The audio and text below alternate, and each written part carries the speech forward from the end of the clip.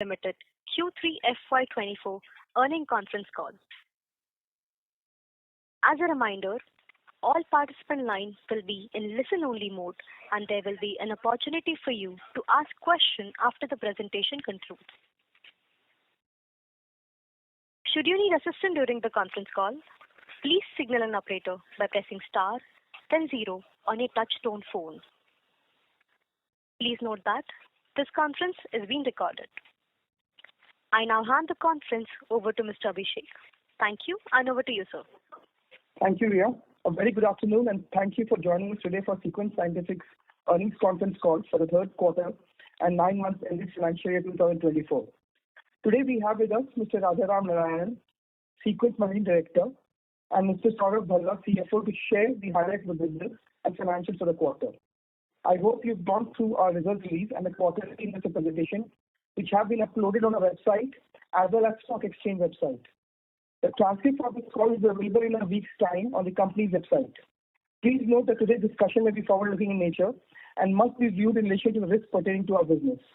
After the end of this call, in case you have any further questions, please feel free to reach out to the investor relations team. I now hand over the call to Mr. Rajaram to make the opening comments. Thank you, Abhishek. Good afternoon, everyone, and a very warm welcome to everyone on the call for the Quarter 3 and 9-month earnings for the financial year 23-24. This is the first call of the new year, and I wish you all a very happy new year and a good start to 2024. Joining me on this call is Mr. Saurabh Bhalla, our Chief Financial Officer. Now, moving on to the performance of this quarter. Over the last few earnings calls, I have emphasized how we have been undertaking multiple initiatives towards making our business more competitive. I am pleased to share that many of those initiatives, particularly around improving profitability, have now begun to reflect in our financials. Over the last few calls, I had indicated that we were working towards exiting the year with a double-digit EBITDA margin pre-ESOP costs. And I'm really pleased to share that we continue to improve our margin, and the EBITDA margin pre-ESOP costs for this quarter stood at 9.2%. The EBITDA pre-ESOP costs also grew 15% sequentially and 9% on a year-on-year basis for the quarter.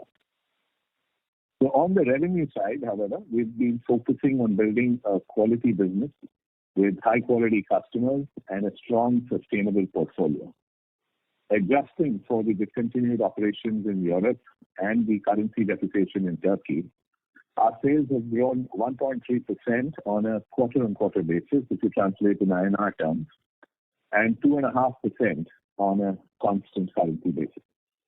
So with now most of the restructuring behind us, we feel confident that the business is ready for acceleration. Before getting into more specifics on our performance, I would also like to touch upon the macro environment, which is relevant to us as we operate in multiple markets. In most countries, inflation continues to be a worry, and the recent geopolitical events have also made most businesses cautious. But at the same time, we are also seeing central banks and the economic ministry intervening very aggressively to stimulate demand.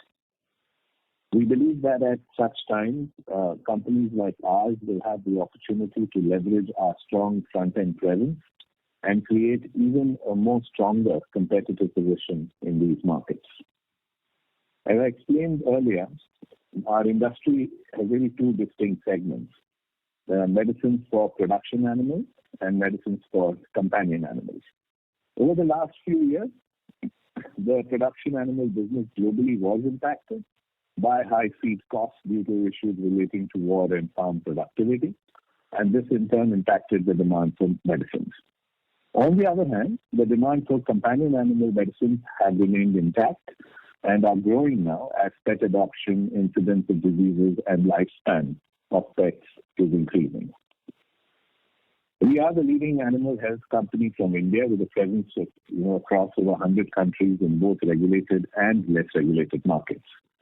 Our business is a combination of strengths, a formulation business with a front-end presence, in key growing animal health markets of the world and supported by a strong API backend with an established US FDA-approved API facility supplying primarily animal health APIs. We are a unique platform in that sense.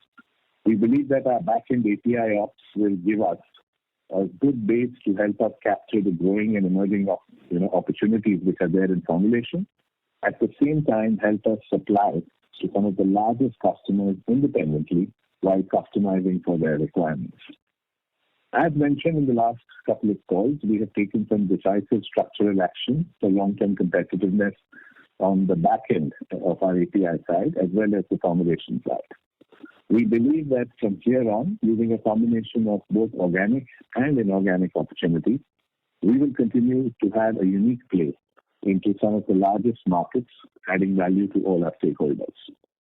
While Saurabh will talk in more detail on the quarter 3 and 9-month financials, I'll share with you some highlights of the overall results.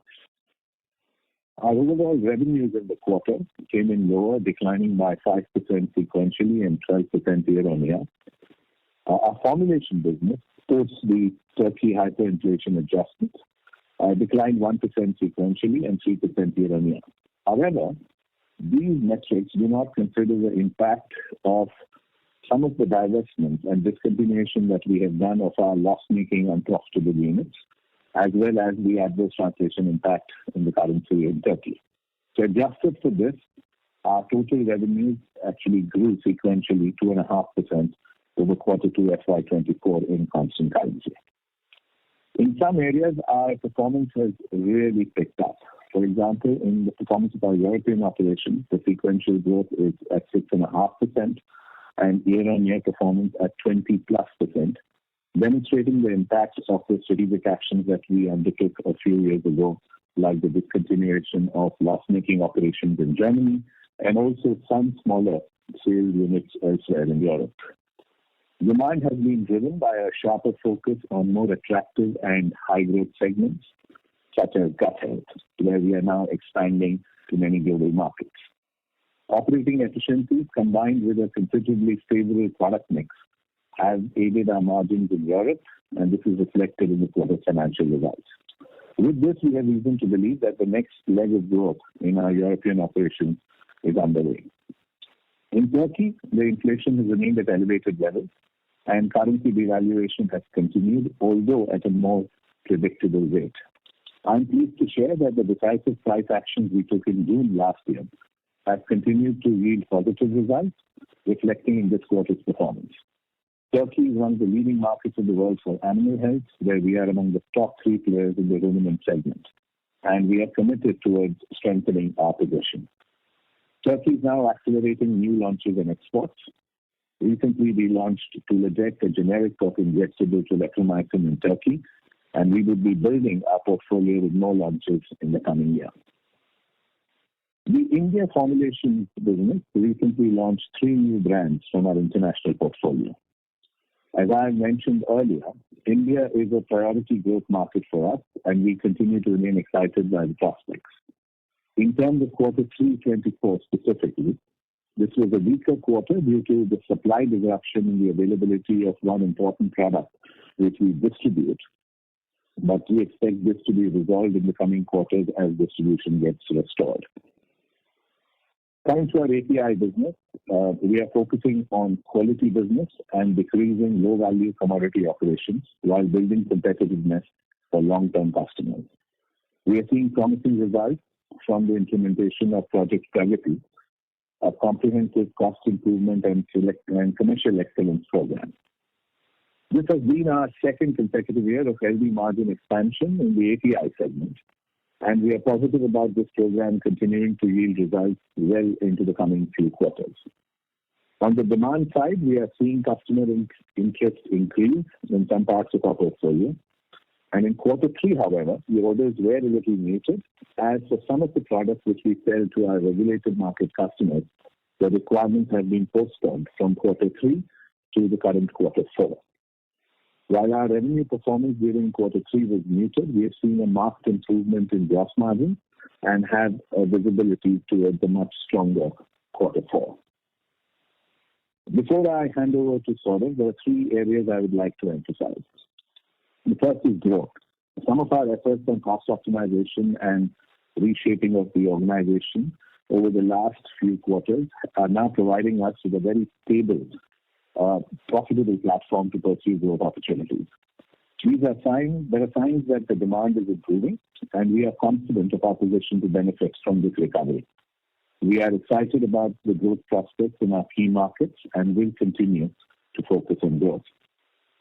The second important aspect is that of profitability. We are progressing well on our plans to deliver profitability improvement and expect further benefits to accrue with the pickup of demand as well, and also the next set of cost optimization initiatives that have been set into motion internally. During this quarter, our EBITDA margins pre-ESOP costs have expanded by 160 BPS quarter on quarter to 9.2% and 180 BPS year on year. We expect to exit the current financial year at double-digit EBITDA margins. On the M&A front, we believe that this is an exciting time to be in the front-end animal health sector as protein consumption in emerging markets is taking off, along with increasing focus on companion animal care. M&A play into some of these areas is a key part of our strategy, but it also rests on our API backend capability. One of the most important competitive advantages we see in such a situation will be in the scale of operations. We are seeing new pharma players vying for multi-year upstream opportunities with some API customers. And in order to participate more meaningfully in the large and attractive opportunities in the animal healthcare sector and strengthening our position as a truly integrated global animal health platform, we are looking to further augment our R&D and backward integration capabilities on the API side as well, in a way that allows us to move more upstream in the customer value chain. I now hand over to Saurav Bhala, our CFO, for more details on the financial performance. Thank you. Over to you, Saurav. Thank you, Raja. Good afternoon, everyone. It's my pleasure to be here today and share insights into the consolidated financial performance of our company. I start with Q3 highlights. Our total revenue and EBITDA pre-ESOP cost for the quarter stands at rupees 3294 million and 302 million respectively. Formulation business contributed rupees 2510 million to the top line with a growth of 5.3% quarter on quarter and 2.5% YOY in constant currency terms. We have seen continuous growth in our European operations driven by strategic actions focused on portfolio reshaping. Europe clocked a revenue of rupees 1269 million, which is a growth of 6.8% quarter on quarter and 13.3% YOY in constant currency terms. India formulation business clocked a revenue of rupees 278 million, which is a growth of 1.7% quarter on quarter basis. We faced some headwinds in our emerging market operations, which is primarily due to US dollar availability in those markets, and which led to some volume loss.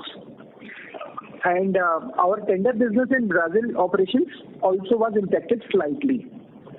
Overall, the emerging market has a growth of 4.6% quarter on quarter in constant currency terms. The API business revenue for Q3 financial year 24 is rupees 690 million against rupees 804 million of Q3 financial year 23, which is last year. This is primarily because many of our orders in Q3 current year has shifted to Q4, and whereas in last year quarter 3 was one of the strongest quarters. So it is just a shift in the quarter. Overall, our gross margins have improved by 310 basis points YOY from 42.1% in Q3 financial year 23 to 45.2% in Q3 financial year 24. The improvements here are driven by various focused strategic actions including the sales mix optimization and a very well-executed price increase across various geographies. Operating cost optimization is one of the key focus areas Raja has already highlighted. And in that, through our focused initiatives for optimizing the cost and as well as enhancing the operational efficiency, we have successfully achieved a notable reduction in our operating expenses of rupees 116 million YOY, which is now at which was at 1302 million in Q3 financial year 23 to rupees 1186 million in Q3 financial year 24. EBITDA improvements. So mix of above measures have resulted in significant improvement in our EBITDA margins by 180 basis points on YOY basis, which has moved from 7.4% in Q3 financial year 23 to 9.2% in Q3 financial year 24. Moving on to YTD performance highlights. Our total revenue and EBITDA pre-ESOP cost for the quarter stands at rupees 10085 million and rupees 658 million respectively. Our formulation business contributed rupees 7520 million and API business contributed rupees 2301 million to the revenue. Overall, EBITDA has improved by 50 basis points from 6% YTD 23 to 6.5% YTD financial year 24. Also, I would comment on few line items for better clarity of all. So in the exceptional item during the quarter, company has accounted for exceptional gain of rupees 54 million on account of monetization of various assets in our Germany operations, which is going under a restructuring, and an exceptional loss of about 26 million due to a cyber incident which happened at one of our subsidiaries in Sweden. Other income during the company includes a gain of rupees 22.98 million on transfer of leasehold rights on our Ambernath land in India. Net monetary loss on hyperinflation economy continues, and the same is on account of hyperinflation related impact as required by Ind AS 29 for our Turkey operations, which is currently a hyperinflation economy. Exchange loss is primarily on account of Turkish lira depreciation against USD. Again, primarily because of being a hyperinflation economy, the fall is pretty significant. Those were the highlights. I thank you all for your support, and I request for the forum to be open now for the Q&A. Thank you. Thank you very much. We will now begin the question and answer session. Anyone who wishes to ask a question may press star and 1 on the touchtone telephone. If you wish to remove yourself from question queue, you may press star and 2. Participants are requested to use handset while asking a question. Ladies and gentlemen, we will wait for a moment while the question queue assembles.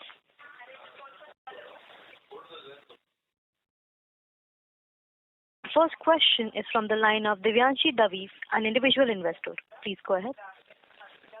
Hi, thanks for the opportunity.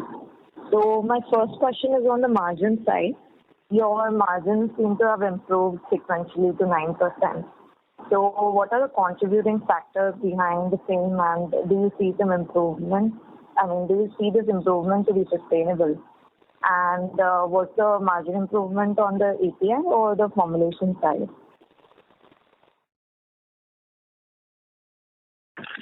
Okay, I'll take that. The margin improvement, as I explained in my opening remark also, is because of combination of factors, starting from our sales mix optimization, which is focused towards high margin products across geographies, followed by various CIP initiatives which we have initiated in our API operation, which is also leading to the margin improvements, that is at gross margin level. And below that, if you see, we have also focused on our overall OPEX cost optimization. So there is a significant reduction in our OPEX due to those efforts. So all this cumulative is making our margin go up, and we believe the current level of margin is sustainable. and we have always been guiding, and then also mentioned by Raja earlier in the call, we are looking at ending at double-digit margin towards the year end. Thank you.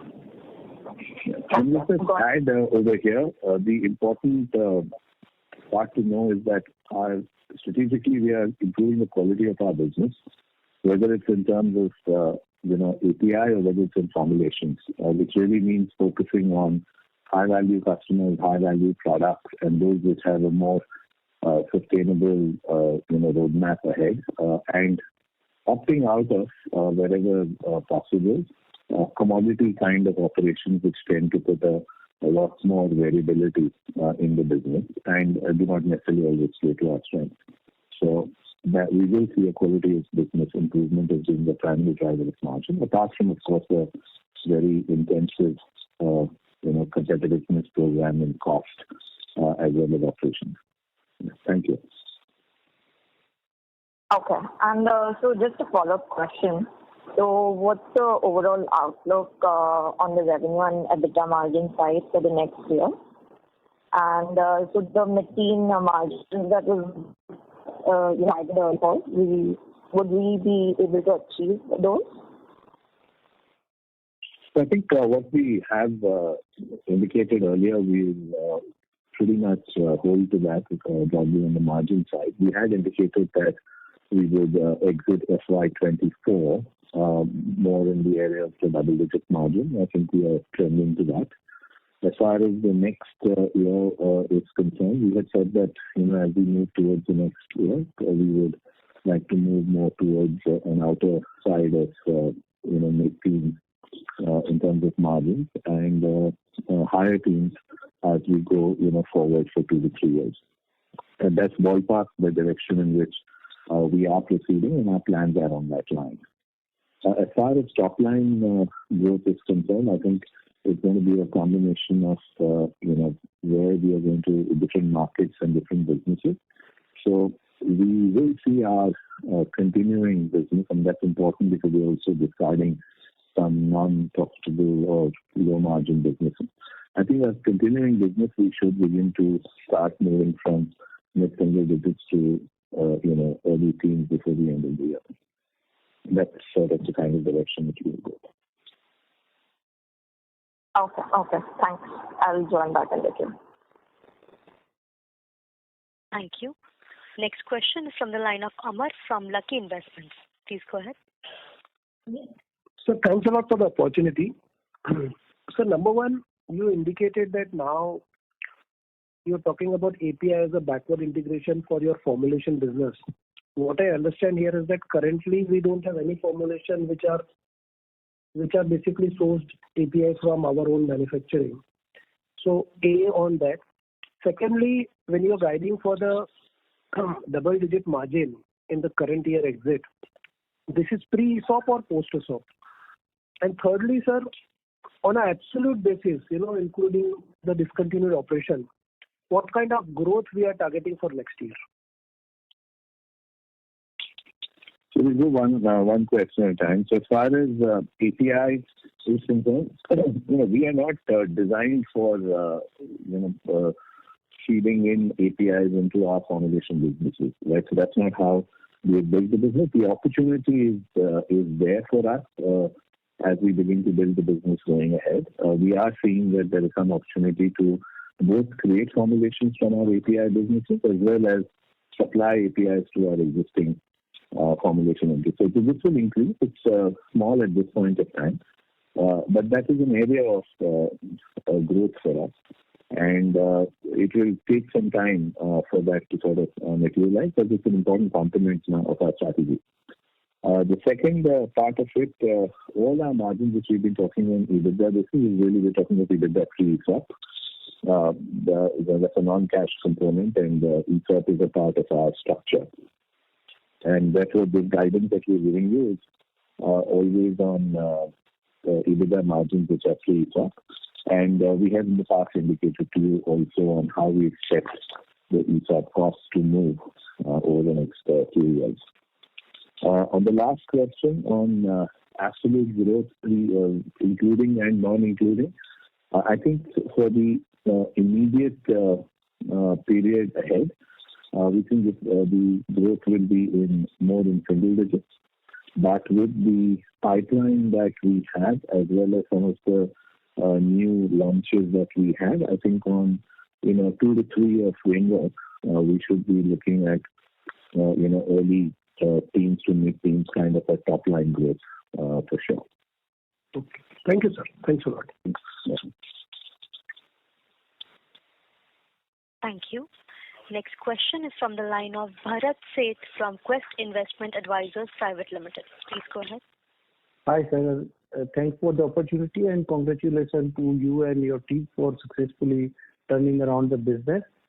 Sir, if I put it, my question is in two parts. If we look at, we have done a lot of discontinued a lot of several business unprofitable and going more for formulation and more qualitatively we have improved, which is a high price and sustainable kind of a business model. So in that, are we really through with all this exercise, or still there is some exercise that we expect to have some kind of an impact, maybe at 1 quarter, 2 quarter on the top line as well as EBITDA side? If you can give some color on that.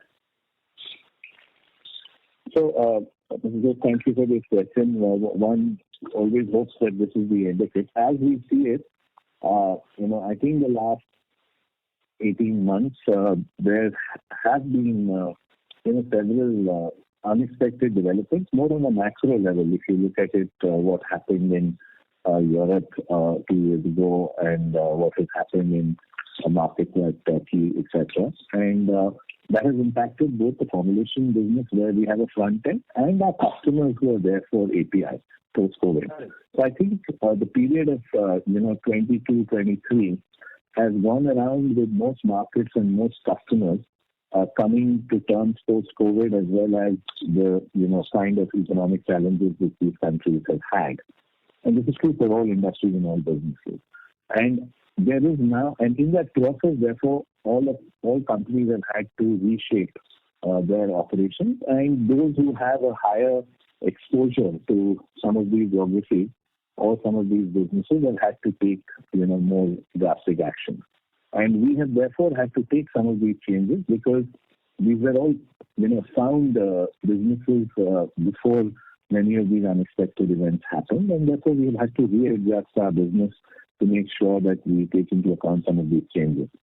And therefore, I think that given our outlook and given the fact that we have made these specific adjustments and we've taken fairly hard calls, I think we should not have any serious exceptional issue in the next 2 to 3 years, at least as we sort of see the current. And we've also made our business very strong and resilient, and that's why it's very important to have quality business and quality customers. And because we tend to hang on with you much longer, even when you have disruptions.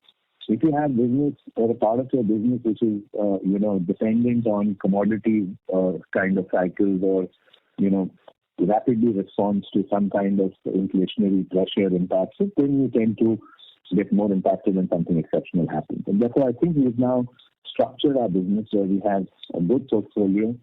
We have got out of assets which might have, been just depleting our value in the company. And I think we have now a set of strong products and customers who are here on the long term to remain with us. So I expect little sort of surprise coming in the next 1 to 2 years. But we can all also, we need some luck also along with it. But we are well prepared for it. Okay.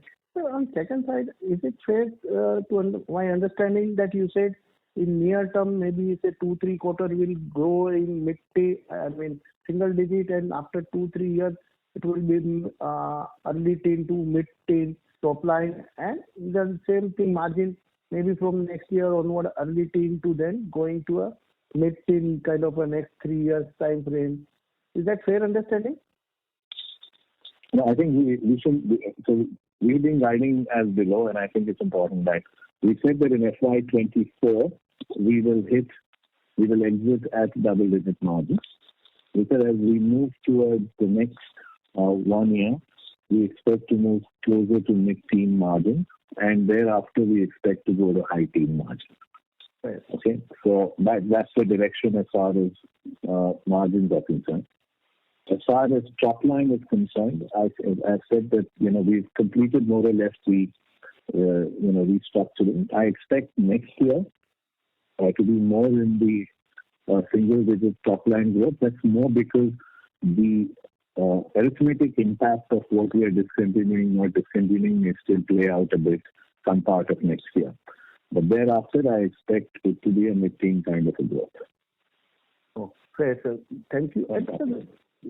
May I ask our CFO to understand, what are we doing, to reduce the finance cost, and depreciation will automatically come down as a percentage to sales once we start growing. But on this debt part, how do we would like to play really? Sure. So on the debt part, since Raja explained how we have done a lot of restructuring, so various assets are getting monetized, which we are utilizing to optimize our debt structure to the best extent possible, and while at the same time investing in our business growth. So that is, and also debt level is correlated to the kind of business growth we are foreseeing, and that is how it will be correlated going forward as well also. On the depreciation part, I think most of our capex has been done, and we are pretty ready with that. So depreciation, I don't see much of increase happening soon. There will be some maintenance capex to optimize and do some backward integration. So depreciation should be pretty on the same line or maybe slight increase. So finance cost will keep on coming down, or it will remain at this level? That depends on the overall guidance given or the rate movements by RBI, which is also dependent on the global factors. We all are hoping starting second of the financial year, we should get some respite. So it is kind of dependent on that as well. Yes, but my question is reduction on the debt can also bring down. So for reduction of the debt, what exactly are we doing? You said that we are, after discontinuing Tarapur plant, are we having up that asset, or we will continue to hold the land parcel the way it is? And so what exactly other asset that we have, which is a non-core, and we may bring down the debt apart from bringing it down from the generating the profit of the company? No, sure. So I think I have explained that, but let me repeat that. So wherever we are seeing a non-core asset which can be monetized, we are monetizing those assets, and that is being used either to trim down the debt, if possible, or to fund our operation, not to increase the debt at least. So either way, the debt level is getting managed. If we don't repay, but we don't add on to the debt, that itself is a kind of optimization of the debt level. And plus, I think also that with the kind of growth that we are seeing, both in our margins and therefore in absolute EBITDA and top line, we expect that we will be very, very prudent with any of the ratios which are there, and therefore we don't expect that to move up. In fact, over a period of time, it will come down. And so last question on our presentation, what we offer API formulation, and last piece is analytical services. So what exactly that suggests? And are we already doing some kind of a services? No, so we have a subsidiary which is called Sequent Research Limited. Now, because it's an independent, fully owned subsidiary, it provides testing and analysis services, both in-house to our own business as well as to some other customers outside. So it's listed as a separate line item. It is not a strategic area for us. It is an in-house company which supplies services to our own business. Oh, thank you very much, sir, and all the best. Hello. Thank you very much for your support. Yeah. Thank you. Next question is from the line of Sachin Kasera from Swan Investment. Please go ahead. Hi, good afternoon. Congrats on improved numbers. Couple of things I just wanted to mention. One is on the capex side. What is the type of capex plans we are having for the financial year 25, any broad estimates that we are having? Do you have any other questions, or that's the only question? I have 2, 3. I just thought I'll take up one by one. So can you put all the questions together? Then Sure. we can just put them together. And secondly was second was in terms of the fact that you indicated that now that we are more or less done with the restructuring, every year we'll see both improvement in terms of margin as well as the rate of growth.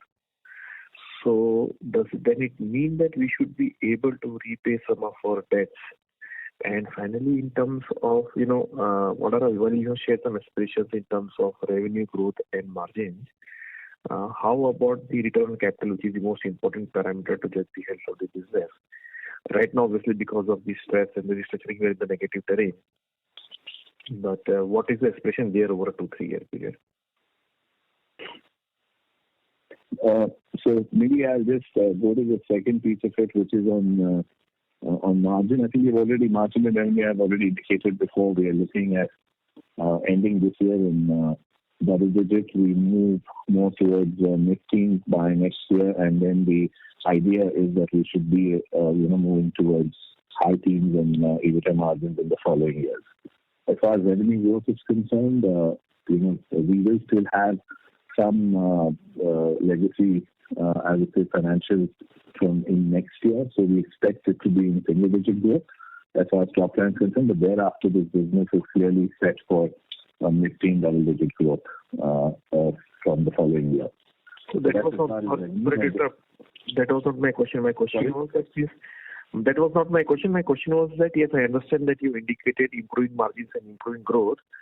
So does that mean that the free cash flow from operations will go up and we should be able to repay some of the debt, or we have a high capex plan because of which the debt will remain? I'll come to the second question. On capex, generally we do not have any out of the ordinary plan. We have our current capacities which are enough to meet what our immediate requirements is. Though, as I've indicated also, that the place where we are looking for is in the area of our back-end intermediate capacities, etc. There are opportunities, but we expect obviously an improvement in the cash flow situation available after that. So there's no extraordinary capex expected. Most of the increasing earnings should help us improve both from a debt side as well as improve our cash flow. Yeah. Obviously, and like Saurabh said, as we begin to dispose of some of the assets, those will be utilized both for retiring some of the that we may have if required, and at the same time also funding any of our existing operations.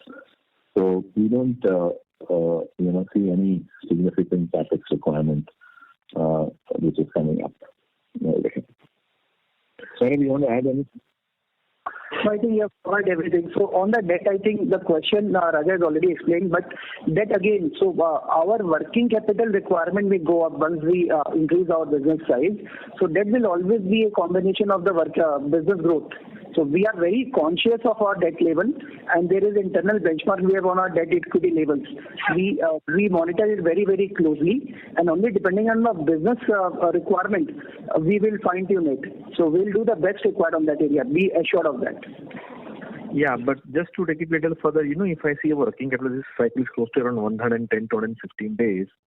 And from the type of growth that you are indicating, the incremental requirement there should not be more than like 40-50 crores according to me. And hence this question in terms of if you could, because our debt levels are currently fairly high for the EBITDA that we are generating, and hence that is one of the key things investors are looking forward to, that if we can reduce our absolute debt and you could give some indication on that front, either in terms of debt to EBITDA targets that you are having or in terms of debt to equity, that would provide us some more comfort on the balance sheet strength and our ability to see through some of the maybe in case any stress that comes in the economy. Yeah, sure. I think we can take that on a one-on-one separately and be able to give you that. Yes, that would be better. Yeah, and my other question was on the return on capital employed or return on equity. Are we having any aspirations on that front apart from the improvement in growth and margins that we have indicated? Surely that will improve. So as we explained all through the thing in last few quarters, the entire thing is to improve our efficiency and EBITDA going up.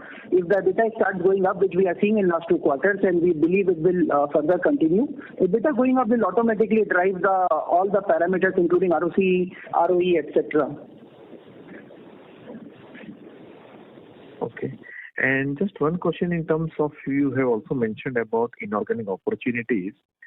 So what is the type of opportunities you are pursuing in terms of some indication on size, like small opportunity, they could be little larger ones, and how will we fund it, considering that our debt levels are fairly high?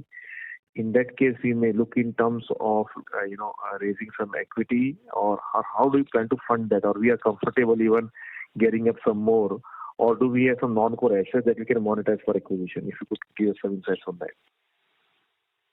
So first, on the kind of assets we are, or the kind of M&A we're looking at, there are only two areas which interest us. One is, anything which is in the companion animal side. If it's, something which we can bolt on. That's an area we are, of course, doing organically as well, but that's one area which we could be interested in the formulation side. And on the API side, we certainly will look for any asset which, helps us augment or gives us a real step jump in our R&D capability, as well as any backward integration which makes us more competitive. Right? That's really the two core things. We're not really looking for product supplementation. We're looking primarily to look at where there can be a real step up which gives us an advantage in terms of time to market, etc., in terms of either R&D or in terms of cost competitiveness, backward integration on API. So that's really from the kind of. In terms of the size, I think it's very clear we are not going to leverage ourselves, to beyond what we are currently at in order to do this. Yeah, and so that brings us to the third question of where will we, raise the funds for this. I think we, have strong belief from our, principal shareholders, as well as other sort of companies who are interested in our success. And we believe that if required, we'll be able to raise any kind of capital which is required for that. Okay, thanks. But we're certainly not looking at leveraging ourselves, unreasonably to fund any acquisition.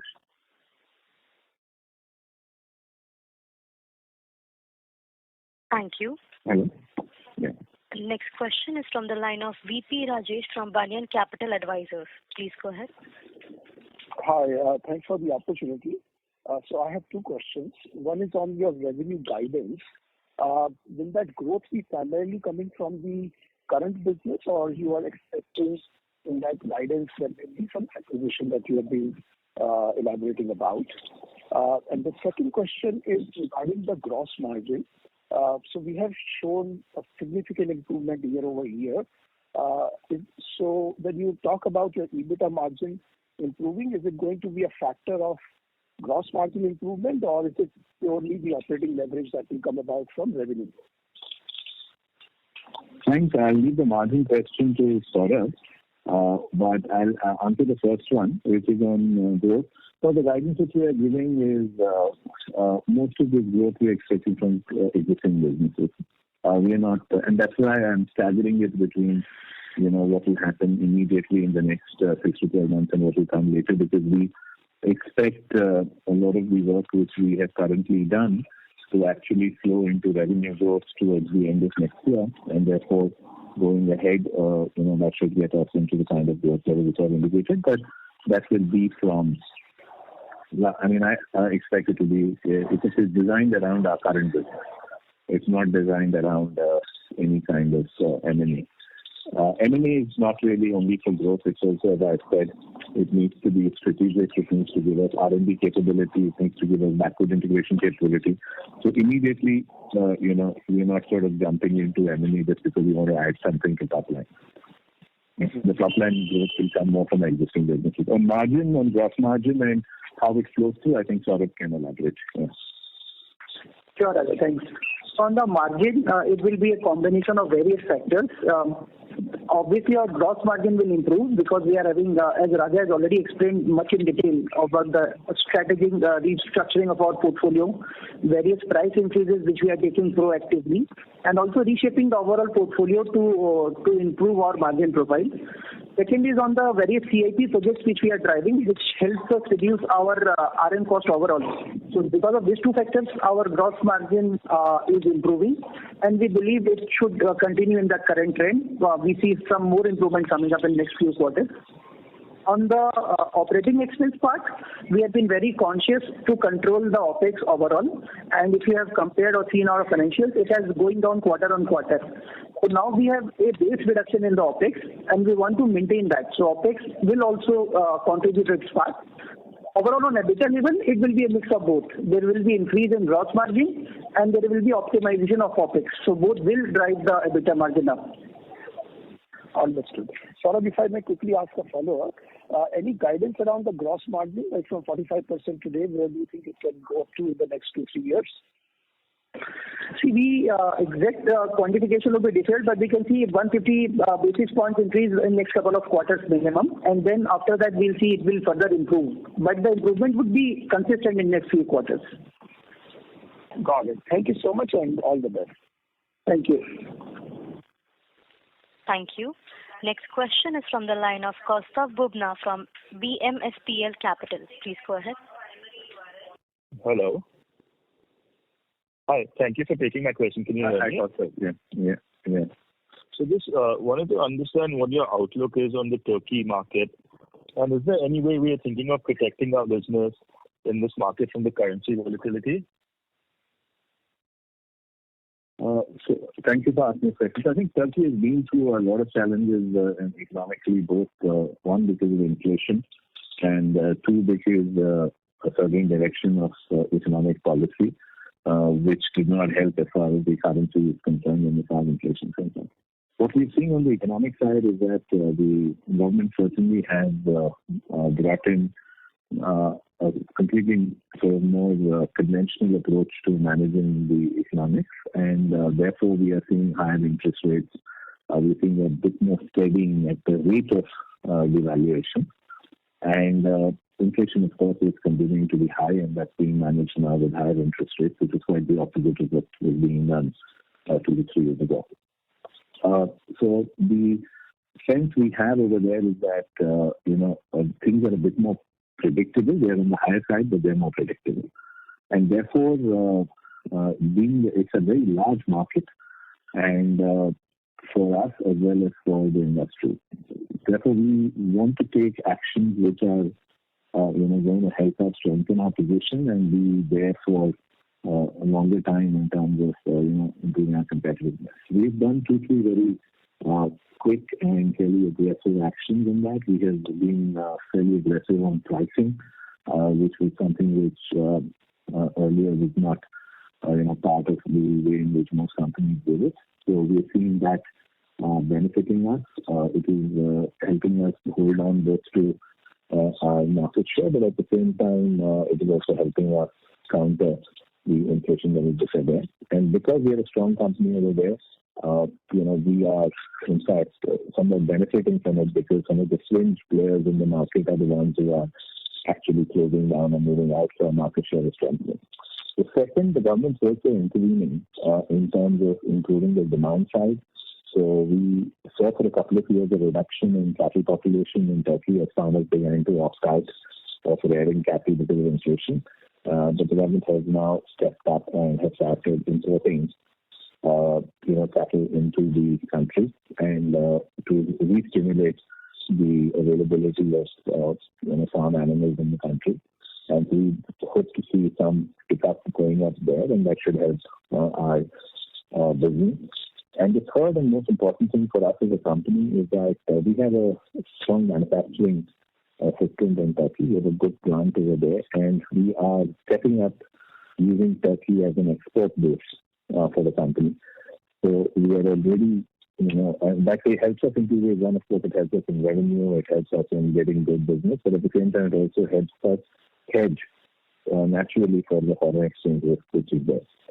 So our exports from Turkey are getting stepped up, and we think that very soon we will be able to offer a natural currency hedge for import and export based on our operations there, and therefore should be less exposed to issues like devaluation. And be able to be stronger compared to other companies over there in the business. So overall, I think we will see, still some volatility, and that's more because there'll be a translation of currency issues which may be there for the short run. But I think from a fundamental business viability as well as running a business in Turkey, I think the market is now beginning to stabilize. So we have to be very careful in everything that we discuss. No, thank you so much for this detailed response. Really appreciate it. Best of luck for your future performances, and hope you keep this turnaround strong. Thank you. Thank you, Rasa. Yeah. Thank you. There's no other question? Yeah. Ladies and gentlemen, in the interest of time, we will take last few questions. Next question is from the line of Jay Jain from Finnovative Financial Services Private Limited. Please go ahead. Yes. I hope I'm audible. Thank you. Good afternoon, sir. I have a couple of questions. First, what are your plans on the China front, which was one of the regions that the company was showing interest in post the Carlyle acquisition?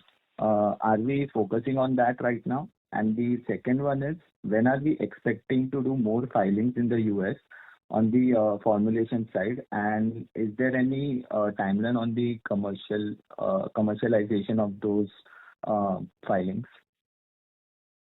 Thank you. Thanks for the question. So firstly, on the China front, I think a lot has changed. And on China, we certainly, are initially looking from a API point of view. China is more a competitor for us at this point of time. There are, however, opportunities for us to be able to export certain APIs to China. And it still remains, as and when we have an opportunity, we will move into supplying there. But it's not a strategic thing for us because much has changed in the opportunity which is over there in China for us right now. So it's not something that we will be discussing really or have it on top of our priorities in the next couple of years.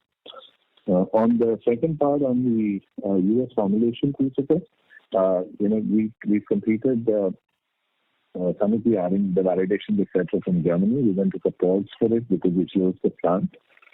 We still have that live on our project list. As I said earlier, we are looking at a couple of FDA pre-approved CMOs which we have shortlisted. And this is something that we will be clearer in the next couple of quarters once we have finalized our CMO in India. And however, our completion of our dossiers, etc., is in progress, and we will be ready with the necessary tech packs, etc., which are ready for validation. I expect in the next quarter or so. But whether we will go all the way into filing formulations, etc., will be something that we will revisit in a couple of quarters, which is the project having been delayed. Even the market opportunity may be different now.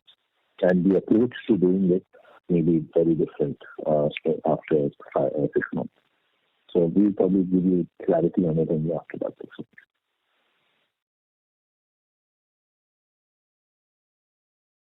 Hello? Thank you. Yeah. We take the last question from the line of Saurabh Patwa from Quest Investment Advisors Private Limited. Please go ahead. Thanks a lot for putting this opportunity, sir. So just two questions. One is, can you help us understand on the ESOP cost, how do you see trending it over the next 2-3 years? And second question was on some, if an investor wants to have a detailed discussion, you guys have started meeting investors apart from the calls? So I'll answer the second piece of it, and Saurabh will take on the one in the ESOP. So look, you can always write to us. We meet investors. We regularly do these calls, and as any investor, you can certainly write to us, if you have any clarification. either on our results or on any other point of view that you have in the company, and we'll be more than happy to share with you that. If you want any further interaction, then please write to our investor cell, and we'll take it up immediately after that. On the ESOP piece, Saurabh, maybe you can give a glimpse on the trending. Okay? Sure. So on the ESOP, generally in all the company, the schemes is generally the cost is front-ended. First few years are very high in terms of ESOP cost, and then it starts going down. Same is the case with us. First few years, which has already passed, was high in terms of ESOP. If you see this quarter itself, Q3 versus last year versus this year, we are almost kind of getting 40% saving. I think the trend will continue, and next year onward, it would be very normalized cost because most of the front-ended cost has already happened in last 2 years. So you will see a reduction there also. Okay. Yeah. So thank you everybody for the. Yeah. Thank you. Ladies and gentlemen, that was the last question of the day. I now hand the conference over to management for closing comments. Thank you very much for attending this call.